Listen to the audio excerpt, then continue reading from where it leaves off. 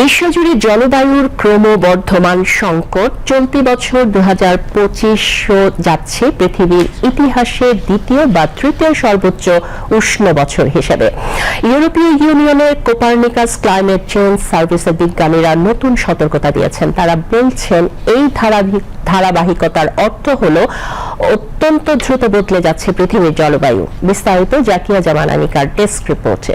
From the Copernicus Climate Change Service shows that at 200 বিশ্ব উষ্ণায়নের graph যেন থামছেই না।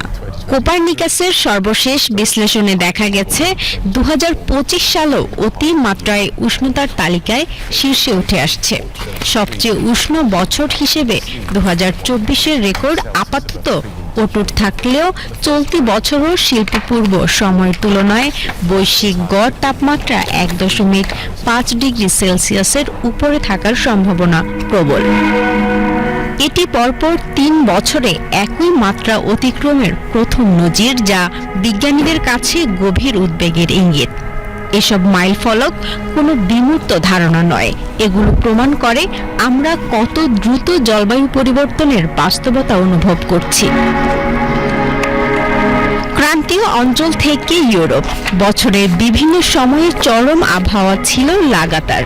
ফিলিপাইনে ঘূর্ণিঝড় কালমেয়াগি জীবন কেড়েছে 200-র বেশি মানুষের।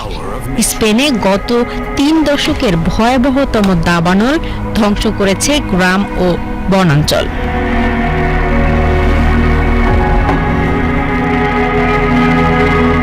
জলবায়ু পরিবর্তনই এইসব ঘটনাকে আরো ঘন ঘন ও তীব্র করে তুলছে, এই কথা গবেষকরা বলছেন বহুদিন ধরেই।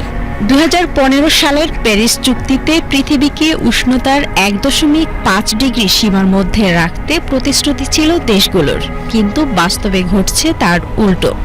সাম্প্রতিক COP30 জলবায়ু সম্মেলনে গ্রিনহাউস গ্যাস কমানো নিয়ে কার্যকর কোনো সমঝোতা হয়নি। অনেক দেশ বরং শিথিল করতে চাইছে নিঃসরণের বিধিনিষেধ।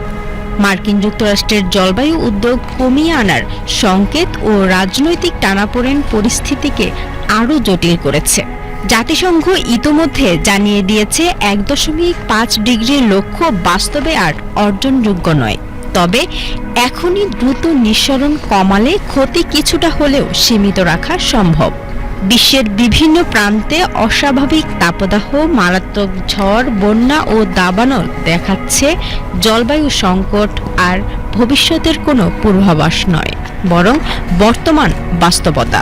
বিজ্ঞানীদের সতর্কতা তাই স্পষ্ট, এখনই পদক্ষেপ না নিলে উষ্ণতার এই ধারা আরও ভয়াবহ হয়ে ফিরে আসবে। জাকিয়া জামান আনিকা, BTV নিউজ।